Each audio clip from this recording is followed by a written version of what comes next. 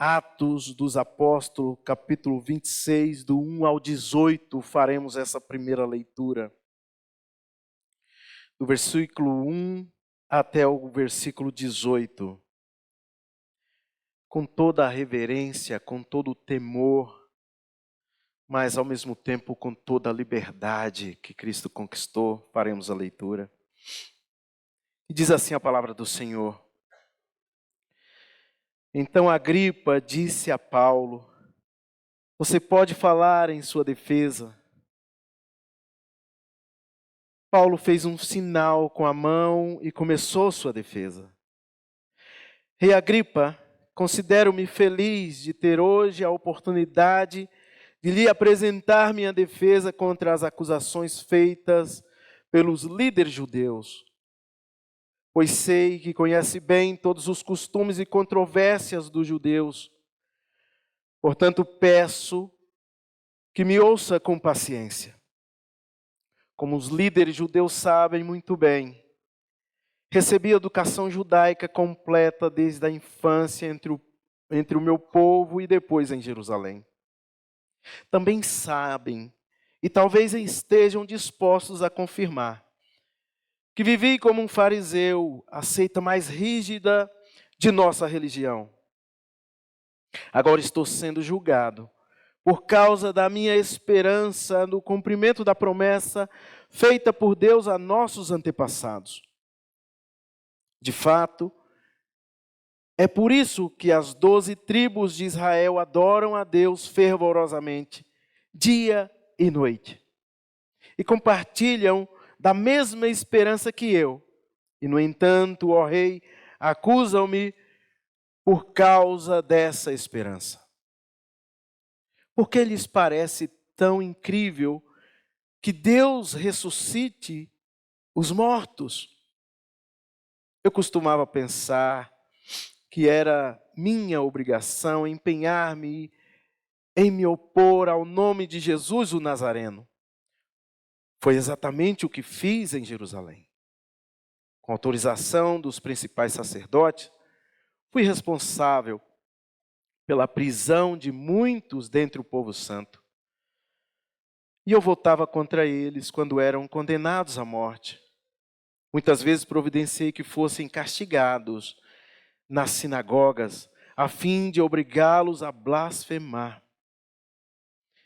Eu me opunha a eles com tanta violência que os perseguia até em cidades estrangeiras. Certo dia, em uma dessas missões, dirigia-me a Damasco, autorizado e incumbido pelos principais sacerdotes. Por volta do meio-dia, ó rei, ainda a caminho, uma luz do céu mais intensa que o sol brilhou sobre mim e meus companheiros. Todos nós caímos no chão. E eu ouvi uma voz que me dizia, em aramaico: Saulo, Saulo, por que você me persegue? Não adianta lutar contra a minha vontade. Quem és tu, Senhor? Perguntei.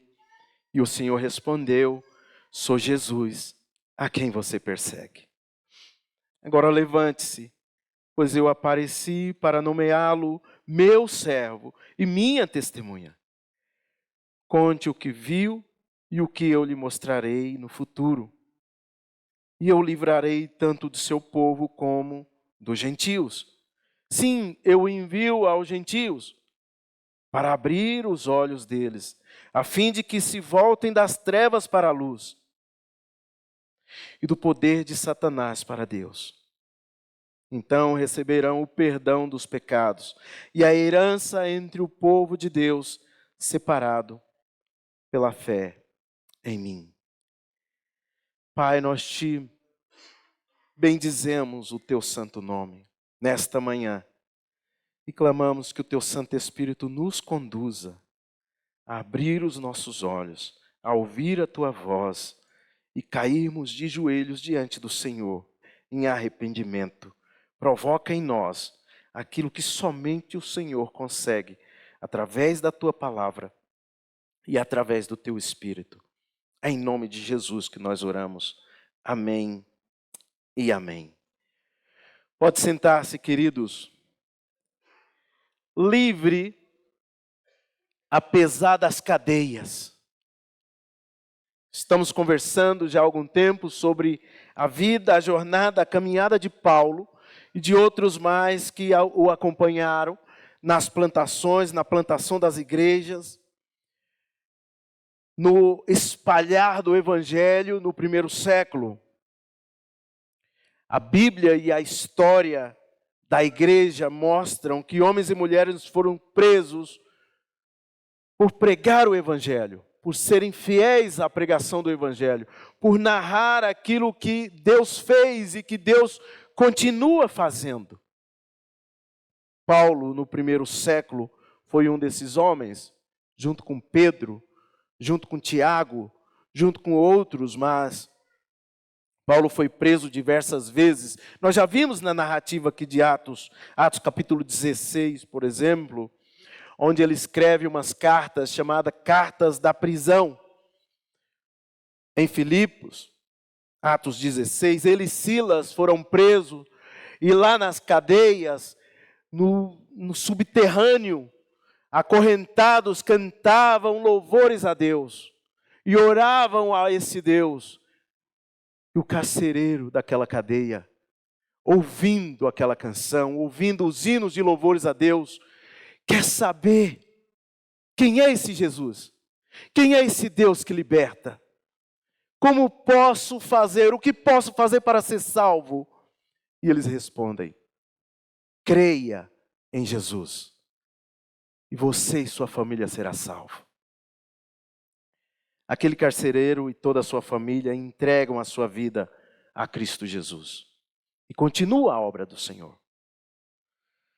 Na história deste homem chamado Paulo, foi nas cadeias que ele escreveu cartas como Efésios, Filipenses, Colossenses, Filemão, que continuam testemunhando até hoje do agir e da graça de Deus no meio do povo santo e do pecador. Na história da igreja, John Bunyan, um inglês, um pregador batista, que viveu em tempos de perseguição, foi preso por se recusar a pregar, ou a não parar de pregar, sem a licença da igreja oficial. Ele desafiou a igreja oficial que o perseguia, e ele ficou preso durante 12 anos. Lá nesta cadeia, ele escreveu um livro chamado O Peregrino, que conta a jornada de um cristão caminhando para o céu, que nos representa muito. Mas esse livro tem impactado a vida de milhares de pessoas durante a história. Tem apresentado o evangelho a milhares de pessoas que ainda não conhecem. Ainda na história da igreja, um homem chamado Richard Wurmbrand, um romeno, um pastor luterano romeno, preso em 1948 pelo regime comunista por pregar o evangelho, sofreu durante 14 anos tortura dentro da cadeia. Ao ser libertado, ele escreveu um livro chamado Torturado por Amor a Cristo, que também tem apresentado o evangelho àqueles que ainda não o conhecem. A Bíblia e a história mostra que as prisões não calam os missionários, não calam homens e mulheres de Deus. As prisões se tornam púlpitos para anunciar o evangelho de Cristo Jesus. Como o próprio Paulo declarou lá em 2 Timóteo capítulo 2, versículo 9, a palavra de Deus não está presa e nunca estará. O evangelho é muito poderoso. O evangelho é muito maior do que nós. O evangelho é muito maior do que qualquer autoridade civil. O evangelho é muito maior do que qualquer pregador. Por mais que um pregador esteja preso, a palavra está livre. O evangelho corre solto. O Evangelho vai até os confins da terra. Porque o Evangelho, a pregação da palavra, não depende do pregador. Depende do Deus do pregador. O Deus que salva, o Deus que liberta, o Deus que avança. Em meio a um contexto que estamos vivendo em nosso país, a discussão sobre liberdade, liberdade de expressão, liberdade de pensamento, e parece que hoje no nosso país ter ideia, expressar as nossas ideias, parece até ser um crime. Como que nós lidamos com isso? Como crentes em Cristo Jesus, como lidamos com a situação do nosso país hoje? Uma coisa que nós precisamos ter em mente no nosso coração, fixo, como verdade central, é que Cristo nos liberta. E a nossa proposição para o texto que vemos hoje é: somente Cristo promove a verdadeira liberdade. Em Cristo Jesus, nós somos livres, apesar das cadeias, apesar das algemas. Paulo está diante, e eu gostaria de falar algumas verdades, 3 verdades, que retiramos do texto de Atos capítulo 26, sobre essa afirmação de que somente em Cristo, somente Cristo promove a verdadeira liberdade. A primeira verdade é que não somente Paulo, mas todos nós somos livres para testemunhar de Cristo em um ambiente hostil. Mesmo em ambientes que não aceitam a verdade, que não aceitam o Evangelho, mesmo em um ambiente que contraria a verdade, que contraria a nossa fé, nós somos livres para testemunharmos. Paulo está diante do rei Agripa. Esse Agripa, como Pedro falou na semana passada, ele era filho de Herodes Agripa I, que mandou matar Tiago e prender Pedro em Atos capítulo 12. Neto de Herodes o Grande, aquele que governava quando Jesus nasceu, no Evangelho de Mateus capítulo 2, inclusive narra a perseguição e o que levou a loucura daquele homem a mandar matar, assassinar crianças, centenas, dezenas, talvez milhares de crianças, de até 2 anos, Mateus capítulo 2, versículo 16 a 18. Então, esse homem, Agripa, pertencia a essa famosa e complicada dinastia dos Herodes, em que faziam alianças com Roma para perpetuar-se no poder. Podemos perceber aqui um contraste entre Paulo e Agripa. Esse rei Agripa está preso ao poder político, preso a tentar se manter a qualquer custo ao poder político. Paulo, pelo contrário, está livre. Paulo começa a sua defesa dizendo que é feliz. Veja aí no versículo 2. Paulo diz: considero-me feliz em ter uma oportunidade de apresentar a minha defesa a um rei, a uma autoridade, a um governante. Paulo não é feliz pela circunstância, naturalmente. As cadeias nos entristecem, as prisões, sejam elas quais forem, nos derrubam, nos entristecem. Isso é consequência da vida. No entanto, Paulo se sente feliz por algo que está dentro dele, não o que está externo, não o que está por fora dele. E ele fala: eu me sinto feliz em me defender, em apresentar a defesa. Veja, Paulo se sente feliz ao olhar para trás ao ver que Deus está cumprindo as promessas que foram feitas a ele, em Atos capítulo 9, versículo 15 e 16, na sua conversão, Deus promete, Jesus Cristo promete a Paulo que ele estaria testemunhando diante de autoridades, diante de reis. Seria o momento que Paulo teria a oportunidade de pregar o evangelho a esses governantes. Paulo tem um coração grato. Ele não olha para trás e procura a culpa, e não bota a culpa em alguém. Foram os meus amigos de jornada que me abandonaram. O que eu estou fazendo nessa missão? Por que Deus me colocou nessa missão? Paulo não olha dessa maneira. Paulo vê como uma oportunidade de pregar o evangelho a essas autoridades.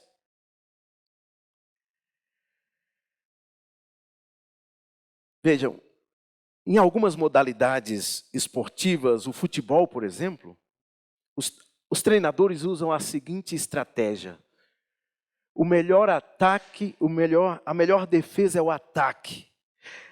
E existem algumas pessoas que tomam isso para a sua vida e andam sempre armados, para que qualquer momento ataca.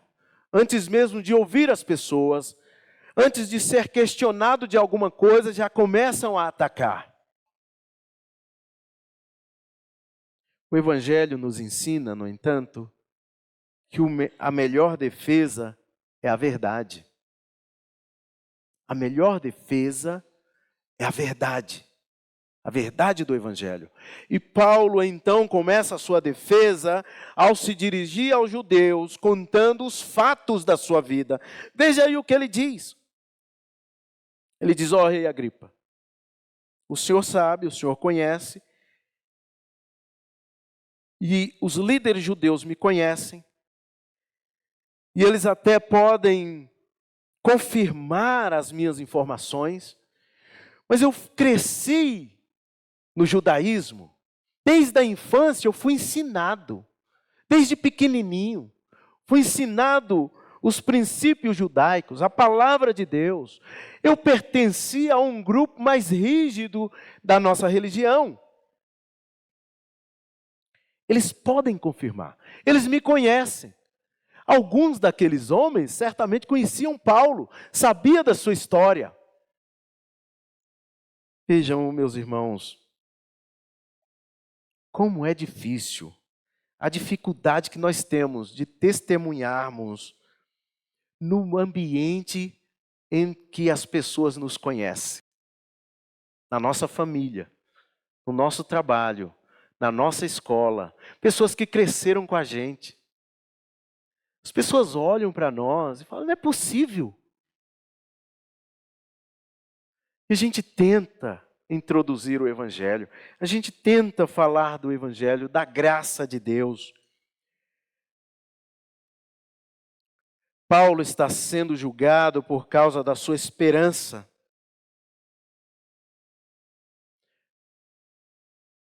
Quem eram os fariseus? Em resumo, os fariseus eram religiosos, zelosos, moralmente rigorosos, influentes nas sociedades, mas caíam no perigo do legalismo, do orgulho, da hipocrisia, tornando-se exemplos de como a prática externa pode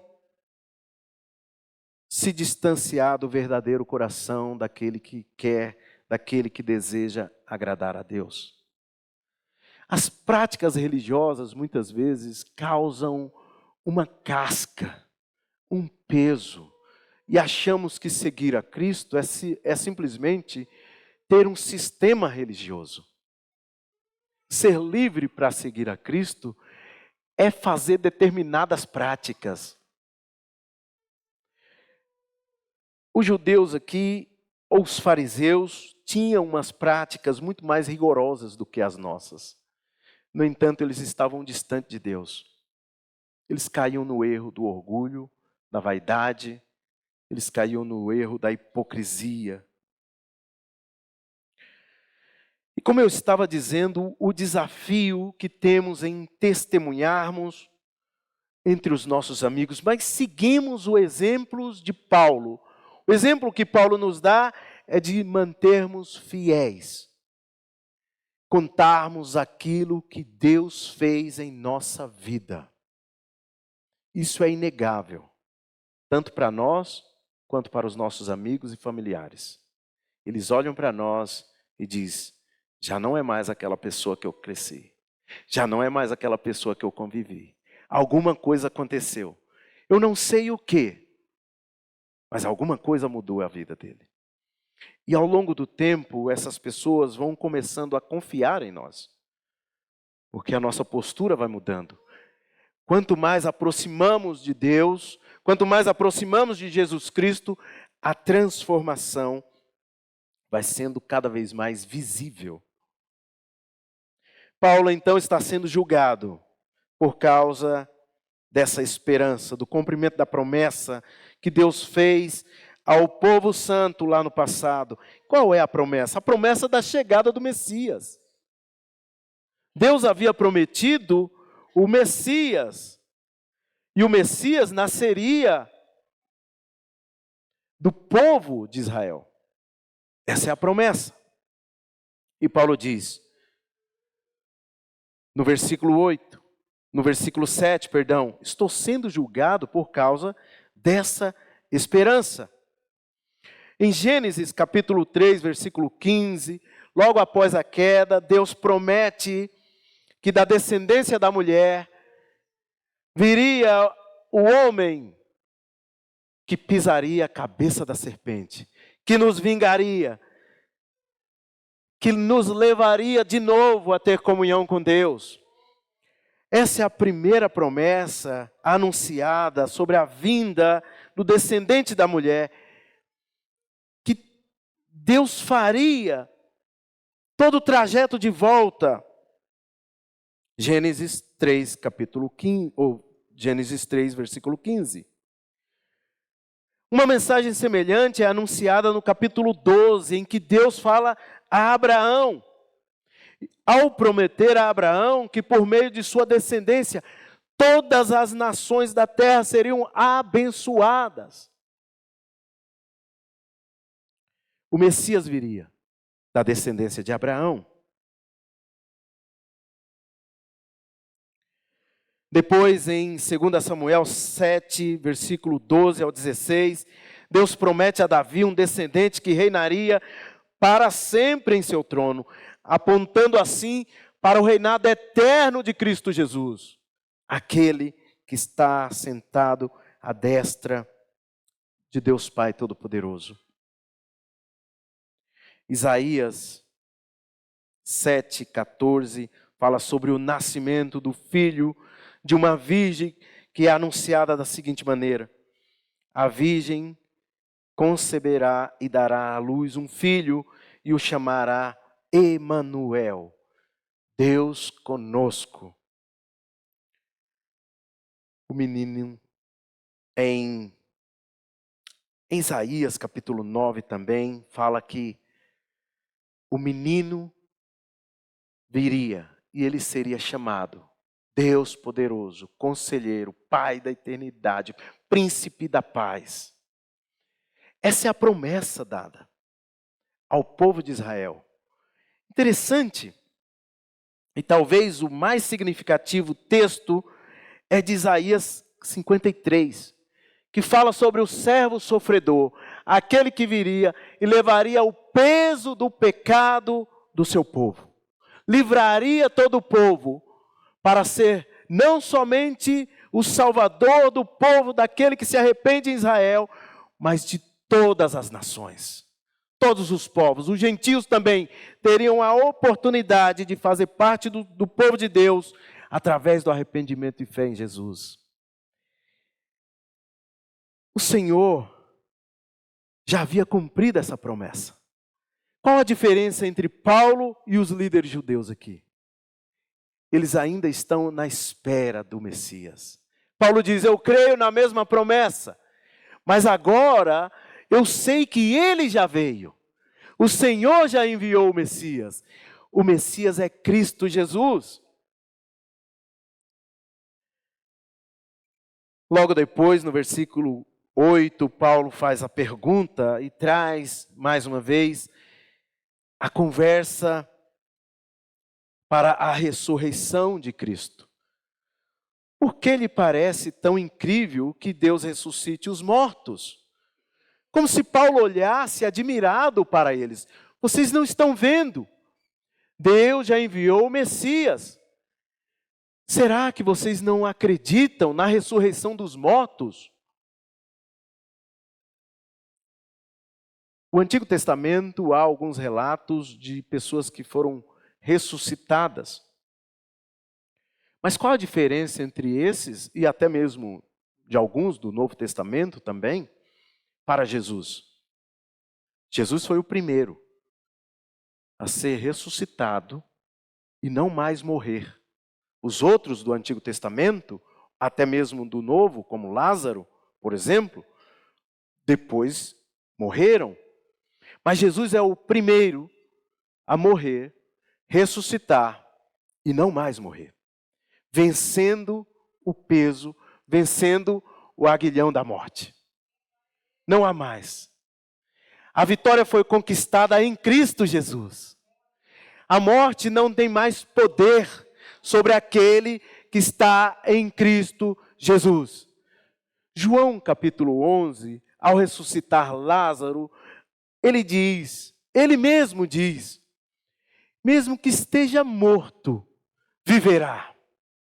Aquele que está em mim, mesmo que esteja morto, viverá. Essa é a diferença. Não é possível, Paulo continua, não é possível que vocês não acreditem nisso. Continua testemunhando, livre para testemunhar, apesar das cadeias. Paulo relata que era um perseguidor, que levou crentes às cadeias, à prisão, perseguiu, votava a favor da morte daqueles que confessavam Jesus, torturava e ajudava em torturas para aqueles que criam em Jesus fossem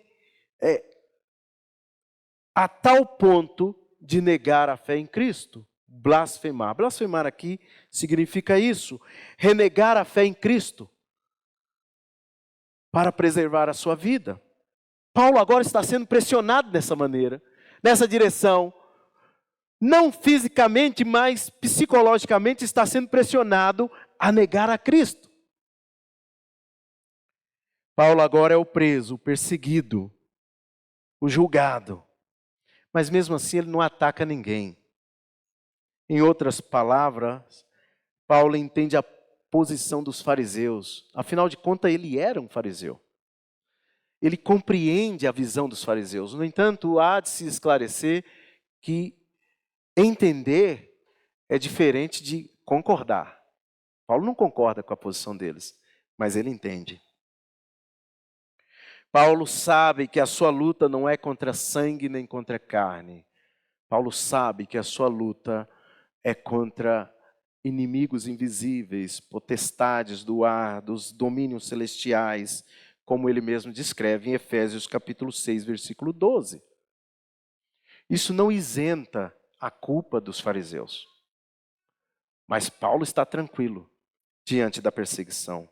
Mesmo acorrentado, Paulo é o homem livre e aproveita essa oportunidade para pregar, para falar da sua história, aquilo que Deus mudou na sua vida, aquilo que Deus fez na sua vida.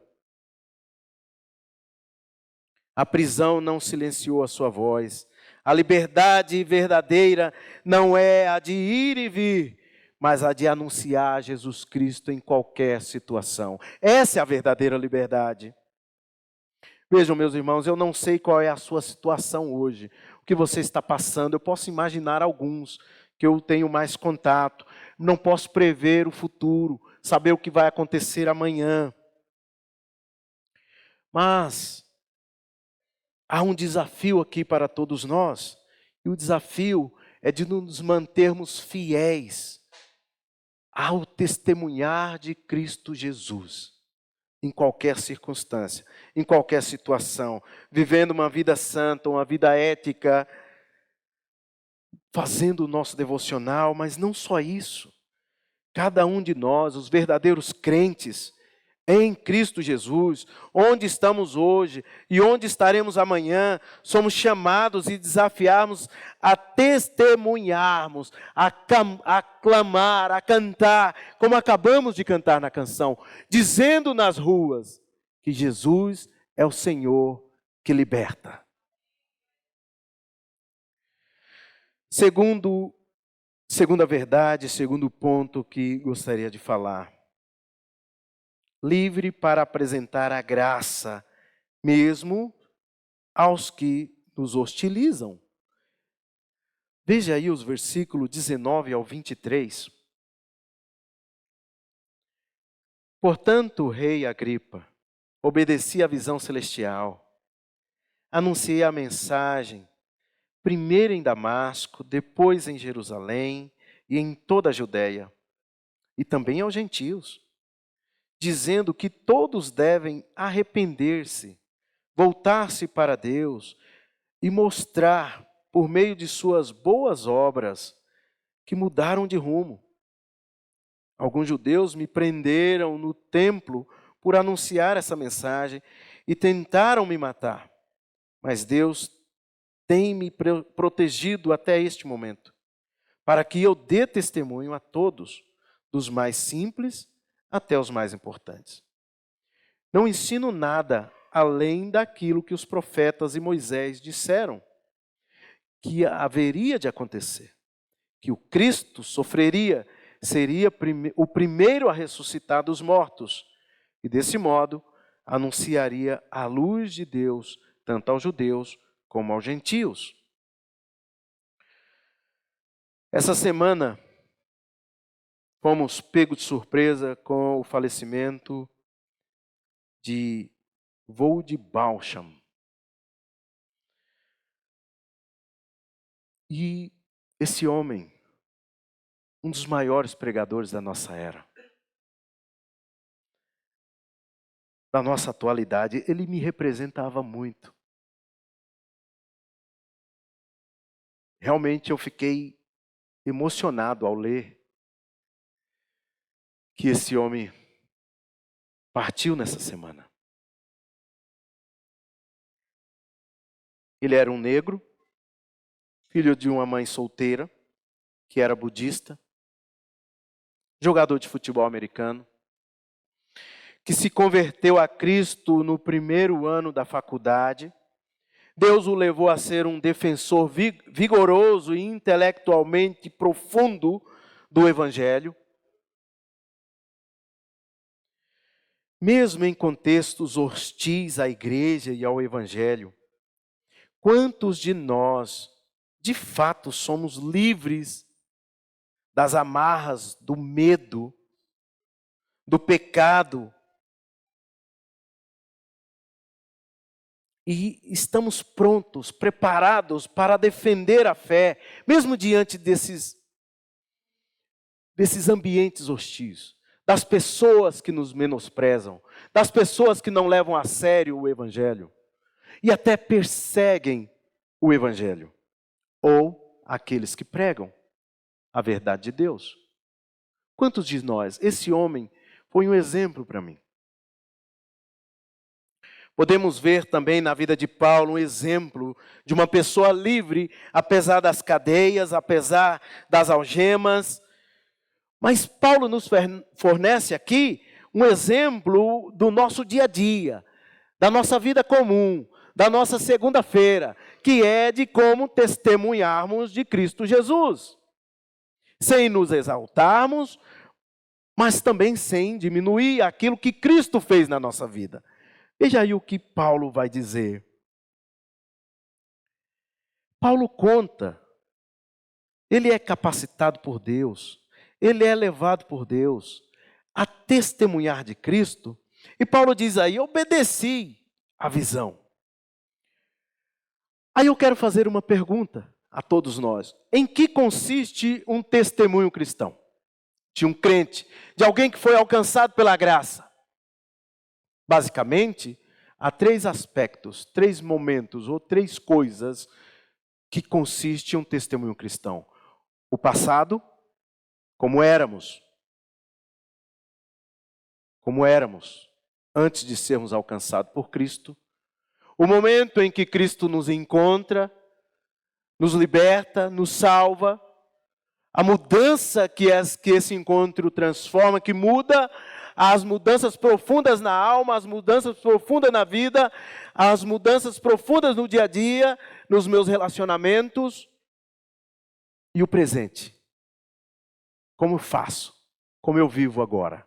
Então, se você ainda não consegue elaborar um testemunho cristão, olhe para o seu passado. Como eu era, o que Cristo fez e agora como eu vivo. Simples assim. Vejam, Paulo fala um pouco e, em resumo, esse texto nos oferece um modelo bíblico de como testemunharmos. Paulo diz assim: eu era um perseguidor. Ele lembra do seu passado. Ele fala o que fez antes. E ele fala como foi encontrado por Cristo. Uma das expressões que usamos no nosso testemunho é um dia. Eu vivia de tal maneira. Eu vivia como um bêbado. Eu vivia nas ruas. Eu vivia usando drogas. Eu vivia na prostituição. Eu vivia daquela maneira. Pastor, mas deixa eu te falar, eu nasci dentro de uma família cristã. Eu nunca tive esse contato com essas coisas. Louvado seja Deus, que bom, meu irmão. Mas no seu testemunho há um dia que você orando, lendo a Bíblia, o Espírito veio sobre você e você reconheceu, mesmo nascido e criado dentro da igreja, você reconheceu o seu pecado, mesmo nascido e criado dentro da igreja, você reconheceu a sua incapacidade de salvação, mesmo nascido e criado dentro da igreja. Naquele dia, o Espírito Santo veio sobre você, esclareceu a sua mente, esclareceu as suas dúvidas e diz: somente em Cristo você é verdadeiramente livre, somente em Cristo você é verdadeiramente salvo. Um dia, naquele dia, mesmo não sabendo, mesmo não lembrando a data exatamente quando foi, nós sabemos que Deus transformou a nossa vida naquele dia. E claro que há coisas a serem transformadas, naturalmente. Ainda há coisas a serem mudadas, mas é Ele mesmo quem faz. É Ele mesmo que vai nos conduzindo. E Paulo começa o seu testemunho dizendo: certo dia, versículo 12. Certo dia, eu estava empenhado naquela perseguição, mas de repente, a caminho de Damasco, naquele dia, veio uma luz sobre mim. Uma luz resplandecente, ao meio-dia, onde o sol é mais escaldante. A luz do sol, nós não podemos olhar diretamente para o sol ao meio-dia. Mas veio uma luz muito maior, muito mais poderosa, muito mais brilhante do que a luz do sol. A luz de Cristo Jesus veio sobre aqueles homens. E Paulo, e não somente Paulo, mas todos eles caíram diante da glória do Cristo ressurreto. O homem não resiste a Deus. Isaías capítulo 6. Isaías capítulo 6. Jeremias também vai dizer que caiu diante do Senhor como um morto. João, ao escrever Apocalipse, vai dizer: eu caí como um morto diante do Cristo ressurreto. O homem não resiste a Deus. Ele cai de joelho diante do Deus Todo-Poderoso. Naquele dia, meus irmãos, nossa oração é para que todos os nossos familiares tenham um encontro com Cristo e diga: naquele dia, eu caí de joelho. Senhor, toma a minha vida, salva a minha vida. Eu não consigo. Naquele dia, Paulo vai dizer. Então ele conta algo sobre o seu passado. Ele vai dizendo sobre o seu passado. Ele vai dizendo sobre o que Cristo fez. Cristo o chamou. Cristo o chamou pelo nome. Saulo, Saulo, por que você me persegue? Mostrando que ao perseguir a igreja, estava perseguindo Cristo Jesus, o seu povo.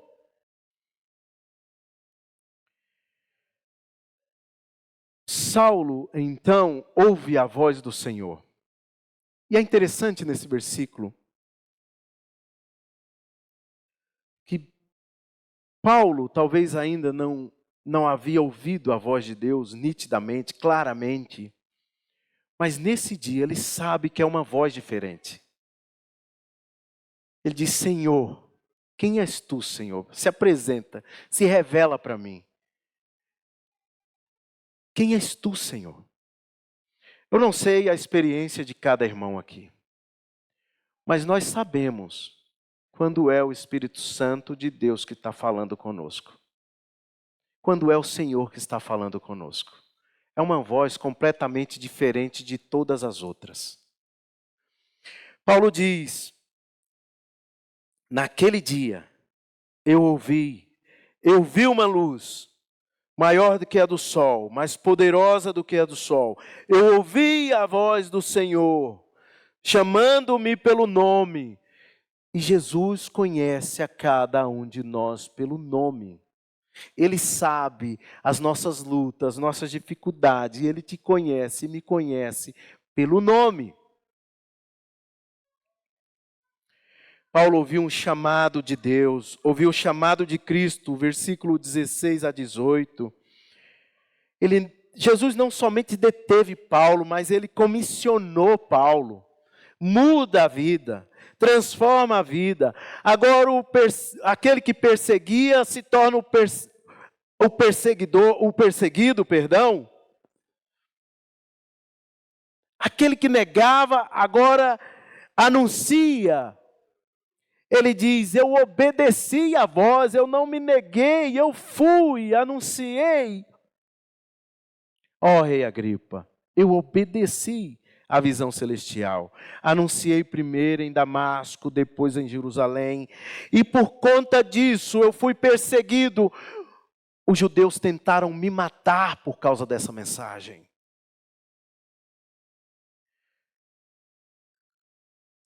Há essa mudança de rumo, a mudança, a conversão, mudança de rumo. Vejam, e há um fator aqui que eu gostaria de ilustrar da seguinte maneira, sobre a luz que brilha. Quando a pessoa vive na escuridão do pecado, é normal viver. O pecado é o seu habitat natural. É como se vivesse em uma cisterna tampada. Ele não conhece a luz, ele não sabe o que é a luz, ele nunca viu a luz do sol. Então aquilo é a normalidade da sua vida. Deus age abrindo a janela, abrindo essa cisterna e dizendo algo melhor, algo muito mais poderoso. Quando o pecador experimenta, ele olha para a luz e diz: existe algo muito mais poderoso. Livre do pecado, livre da escuridão do pecado. Essa é a proposta do Evangelho. No caminho de Damasco, Paulo foi liberto da cegueira espiritual e do poder do pecado. Agora, ele mesmo algemado, ele é o único homem livre naquela sala e ele prega sobre a graça de Deus. Ele foi alcançado pela graça e agora ele fala sobre essa graça, que outros mais possam experimentar dessa graça de Deus. Essa é a ideia de Paulo. Ele quer transformar. Deus fez isso na vida de Paulo e quer fazer na vida de cada um de nós. Deus está disposto a fazer isso. Ele quer transformar você e eu. numa pessoa livre para anunciar a graça dele. Mesmo que nos custe, mesmo que nos leve à liberdade física. Mas Deus quer nos capacitar, nos habilitar, nos empoderar, nos enviar. Pois Deus é quem nos alcança, Deus é quem salva. E é Deus quem nos envia àqueles que ainda não o conhecem. Terceiro ponto, livre para ousadamente apresentar o Evangelho diante das autoridades. Versículo 24 até o 32. De repente, Festo gritou: Paulo, você está louco. O excesso de estudo o fez perder o juízo. Mas Paulo respondeu: não estou louco, excelentíssimo Festo. Digo a mais sensata verdade. E o rei Agripa sabe dessas coisas. Expresso-me com ousadia porque tenho certeza de que esses acontecimentos são todos de conhecimento dele, pois não se passaram em algum canto escondido. Rei Agripa, o senhor crê nos profetas? Eu sei que sim. Então Agripa o interrompeu. Você acredita que pode me convencer a tornar-me cristão em tão pouco tempo? Paulo respondeu: em pouco ou em muito tempo, peço a Deus que tanto o Senhor como os demais aqui presentes se tornem como eu, exceto por estas correntes. Então o rei, o governador, Berenice e todos os outros se levantaram e se retiraram. Enquanto saíam, conversavam entre si e concordaram: esse homem não fez nada que mereça morte ou prisão. E Agripa disse a Festo: ele poderia ser posto em liberdade se não tivesse apelado a César. Bem, Paulo está diante das autoridades civis, religiosas e irreligiosas, representada aqui pelos judeus, representada o Império Romano representado por Festo e também por Agripa, o rei Agripa. Mas Paulo tem ousadia, empoderado pelo Espírito, de mesmo diante dessas autoridades civis e religiosas, não se calar, testemunhar de Cristo Jesus. A verdadeira liberdade não está na ausência de correntes, mas no pertencimento a Cristo. A liberdade em Cristo transcende as acusações humanas. Veja aí o versículo 24 e 25. Festo interrompe Paulo. Paulo está falando com Agripa. Então Festo interrompe Paulo, fazendo pergunta e dizendo: será se esse homem está louco? De tanto estudar, de tanto ler. Essa interrupção faz Paulo voltar-se agora para Festo, mas com a mesma intenção de alcançar toda a sala, toda a audiência. Interessante ver essa colocação de Festo, porque não é por acaso que o evangelho é considerado loucura pelos judeus. Conforme as escrituras sagradas, especialmente em 1 Coríntios, capítulo 1, versículo 18 ao 25. A mensagem central do cristianismo, e essa mensagem é Cristo crucificado. Essa é a mensagem central do cristianismo. Ela leva aos judeus a não entender, porque não conseguem associar o Cristo crucificado com o Messias prometido.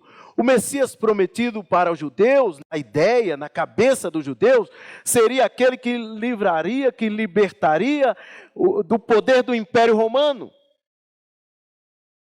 com cavalo, com espada, com exército. Não pode ser esse Cristo. Isso é escândalo para os judeus. O mesmo Cristo crucificado é loucura para os gentios, como foi dito em Atenas. Paulo pregando para os gregos, você está louco.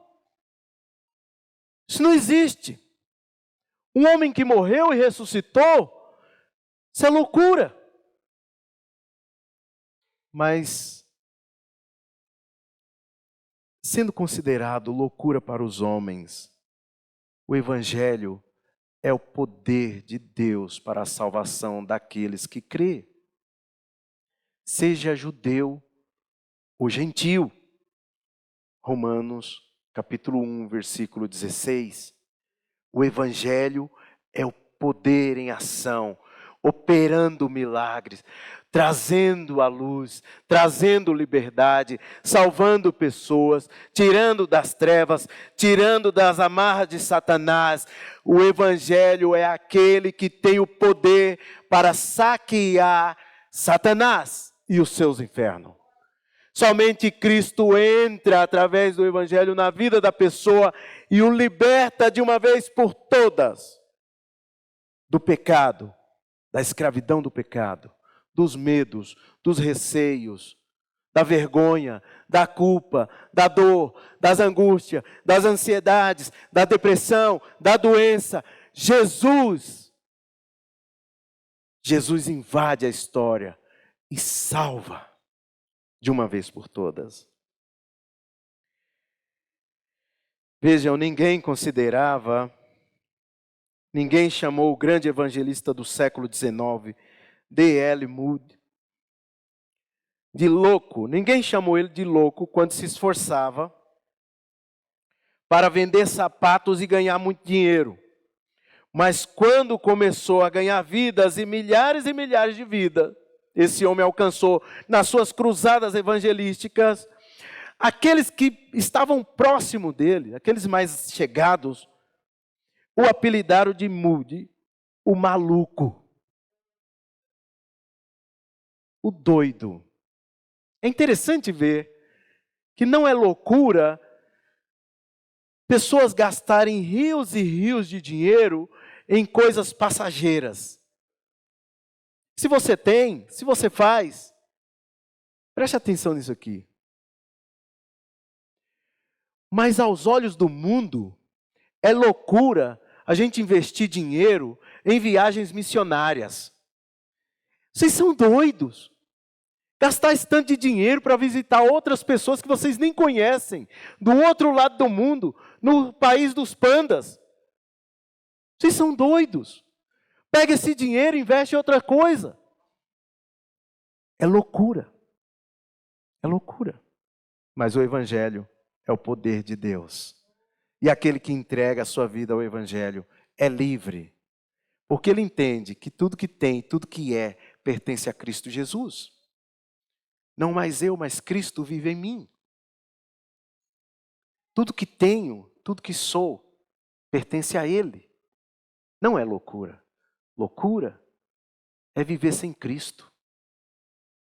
Loucura é viver sem Cristo. Paulo responde, então, com clareza, com serenidade, mas sem agredir, sem atacar ninguém. Paulo vai respondendo. Ele é questionado e ele responde. O que digo é a mais sensata verdade. Eu estou pautado com a verdade. Ele leva Agripa a pensar nas suas crenças, perguntando: Rei Agripa, o senhor sabe, conhece os profetas? Paulo leva a Agripa a fazer uma alta análise da sua vida, das suas crenças. Agripa é cercado por bajuladores, pela pompa, pelo luxo, pela vaidade, pelo dinheiro, pelo poder. Certamente, uma das coisas que o impedia de dizer para Paulo: eu creio, eu acredito. Se ele respondesse que acreditava nos profetas aqui, o receio de Agripa a próxima pergunta é: então você acredita que Jesus é o Messias prometido? Paulo faz essa pergunta e lembra os fatos e o ministério de Jesus Cristo, a caminhada de Cristo. Ele diz: aquilo que Cristo fez não foi escondido em um canto qualquer da história. E aqui é interessante. O segredo de Deus foi revelado em Cristo Jesus. Colossenses capítulo 1 fala que ele se tornou visível, o Deus invisível se tornou visível. E agora não há mais segredo, não há mais mistério. E Jesus está exposto na cruz a todos, a romanos, a gentios, a judeus. Não foi em um cantinho qualquer, escondido na cidade. É isso que Paulo está dizendo aqui. O ministério de Jesus foi feito, foi executado nas ruas. Jesus era uma pessoa pública, todo mundo conhecia, todo mundo sabia quem ele era. Não estava escondido em uma caverna qualquer. Paulo está dizendo: é inegável que vocês sabem, tanto Festo, quanto os judeus, quanto o rei Agripa. O Sinédrio participou da crucificação de Cristo. Os romanos participaram, através de Pilatos, da crucificação de Cristo. Romanos capítulo 1 vai dizer: são indesculpáveis diante de Deus. Eles sabem. Então Paulo aperta, vai colocando, vai mostrando a verdade. E a verdade é que a liberdade em Cristo nos dá a ousadia de testemunharmos diante dos poderosos, diante das autoridades civis. E Festo, Agripa talvez tenha respondido com um sorriso malicioso, até mesmo em um tom de zombaria, mas a resposta dele traz condenação a ele, de acordo com o Evangelho de João, capítulo 3, versículo 18 ao 21. A luz brilhou, a luz veio, mas preferiram as trevas. E aquele que não crê em Jesus, de João capítulo 3, versículo 18, já está condenado. Deliberadamente esses homens preferiram viver ainda na sua vida de pecado. Como é bom ouvirmos a mensagem do Evangelho e se rendermos a ela. Como é maravilhoso. Por um outro lado, como é terrível para a pessoa que ouve o Evangelho e nega essa verdade. Como é terrível para eles. Meus queridos, confrontados então por essa verdade, essas autoridades civis preferem encerrar a reunião. Fomos confrontados, não conseguimos responder a essa verdade, é melhor parar, vamos nos levantar, vamos embora. Quem sabe outra vez nós ouviremos Paulo. Não houve outra vez. Paulo foi encaminhado para Roma. Paulo poderia, inclusive, ter sido libertado se não tivesse apelado para César ou a César, como diz os versículos finais. Será se foi tolice da parte de Paulo? apelar a César? Não. Foi providência divina. Paulo, ao apelar a César, Paulo se livra das acusações dos judeus, porque os judeus não poderiam andar mais com esse processo, porque não conseguem vencer César, o imperador. Mas o mais importante aqui é que Paulo tem consciência, sabia que estava se cumprindo a vontade do Senhor sobre a sua vida. Veja no capítulo 23, versículo 11, o que diz. Quando o Senhor apareceu a Paulo para trazer ânimo, mas trouxe também uma promessa. Diz assim o capítulo 23, versículo 11. Naquela noite, o Senhor apareceu a Paulo e disse: tenha ânimo, Paulo. Assim como você testemunhou a meu respeito, deve fazê-lo também em Roma.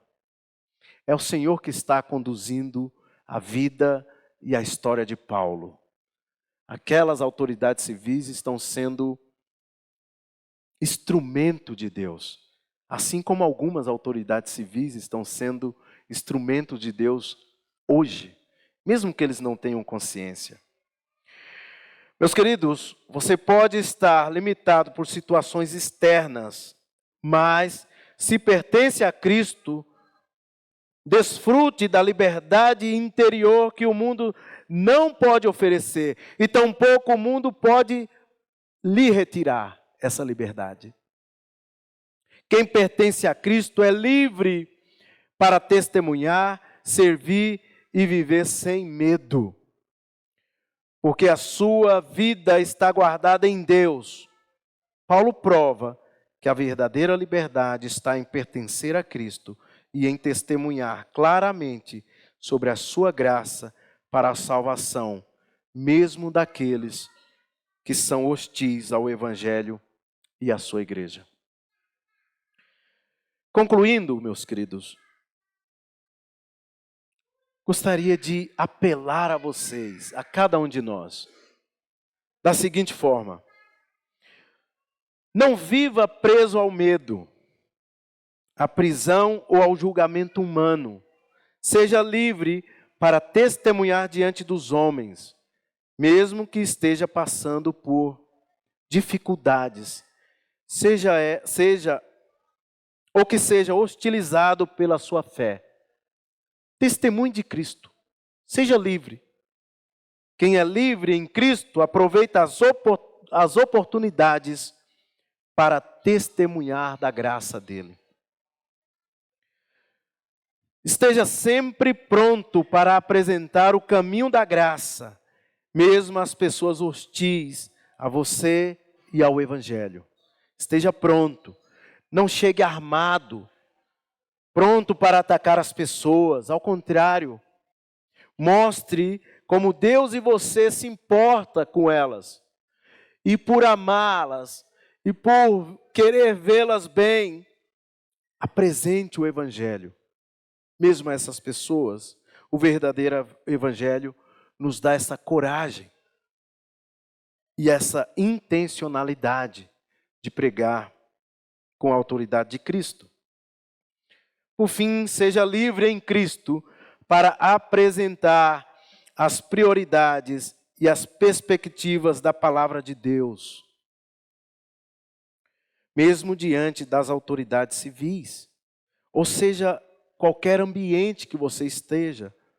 Não se intimide no seu serviço, na sua escola, na sua vizinhança, mesmo diante de autoridades municipais, sabendo que o Senhor sempre nos dará sabedoria para sabermos o que dizer e como dizermos. Ele mesmo prometeu isso em Mateus capítulo 10, versículo 19 e 20. Baixe sua cabeça, vamos orar mais uma vez. Pai, nós te louvamos por esta manhã na tua presença. Bendito seja o teu santo nome.